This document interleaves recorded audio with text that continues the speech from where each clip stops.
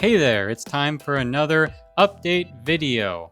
If you're new here, we're making motorized shoes for walking around in virtual reality. They're like little treadmills on your feet, so as I walk forward, the shoes move me backward and I end up staying in a small spot in real life, but in VR, I can walk as far as I'd like. Alright, with that out of the way, this is an update video. I'm going to be talking about how our Kickstarter campaign is going. The last time we made one of these videos was actually 4 months ago.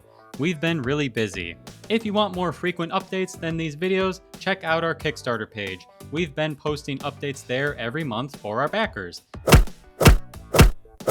But these updates are visible to everyone. So anyway, I'm going to talk about some battery improvements, manufacturing, giving 40 demos at AWE, new software features, and a lot of other things.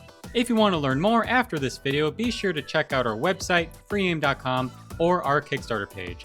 We're still accepting late pledges, and I'm sure the answer to any question that you have will be written there. If not, leave a comment below, and maybe like and subscribe while you're at it. Alright, so the batteries that are coming with each pair of VR shoes has 10% more capacity than we planned before, which is great, but in general, we have noticed that these batteries are overall better quality and they last longer.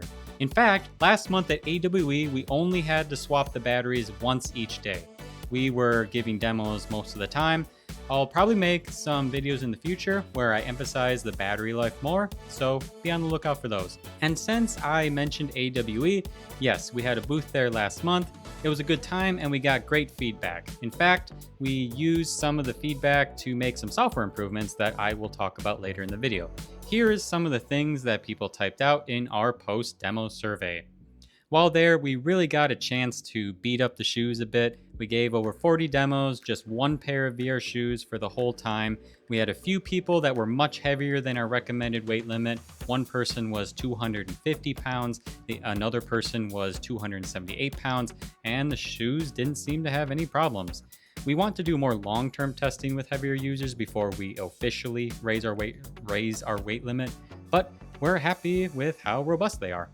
All right, let's talk manufacturing. Most of the plastic parts for the VR shoes have molds made.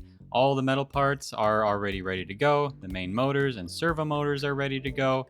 All of the tiles, anti-slip pads, and carrying cases are ready. In our Kickstarter update, we go into more detail. We even share some tables that list all the parts and show how things are progressing.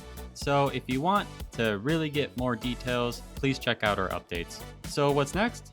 For our smaller first batch of production, we have a few pairs that are ready to send some backers and plan to make several more pairs as we have time. But the critical path is for us to finish the remaining molded plastic parts and get assembly going at the factory instead of doing assembly in-house. Ashley will be visiting our manufacturing partner the first week of August to get assembly going, and he's working on getting the plastic parts ready before then. Once the sub-assemblies are ready at the factory, they will be shipped to the UK for final assembly and testing.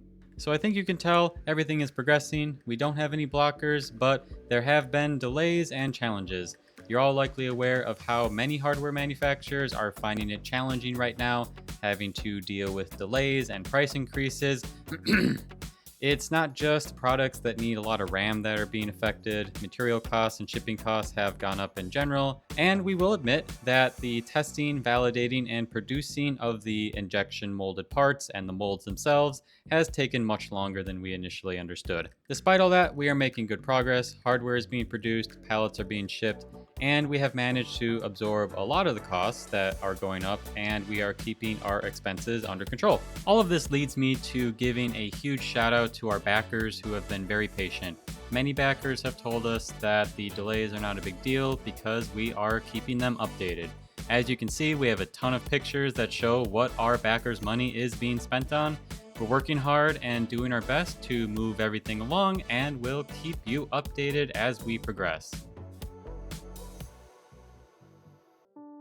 Alright, we have a few more exciting things to share. So, one silver lining about the delays is that it's given us more time to introduce some new software features. First, we implemented wireless updates. The shoes can now be updated wirelessly instead of using a USB cable. Next, we introduced a profile system. Settings that you change can now be saved to your own profile. If you have multiple people frequently using the VR shoes, you can now each have your own profile.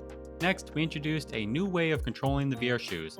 While you're in Steam VR, you have the option of manually controlling the VR shoes by pushing on the joystick on your controller. Next, we got some feedback from AWE last month, and we've introduced some new features to make stopping with the VR shoes a little better, especially stopping with your heel up or the shoe tilted up. We have more updates planned, more software features planned, and we'll be sharing them with you as we're ready. Alright, moving on from software, Freeaim is going to be at the Sim Gaming Expo in Chicago in September. We'll be right next to the Pimax booth, and we're excited to go. We were there last year, so we're just happy to be going again. Alright, so what did y'all think about this update? Leave a comment below telling us what you think. Again, thank you to all of our backers for their support. If you want to be one of those backers, we still have late pledges going. Until next time, see you later. Check out our Kickstarter if you want more frequent updates.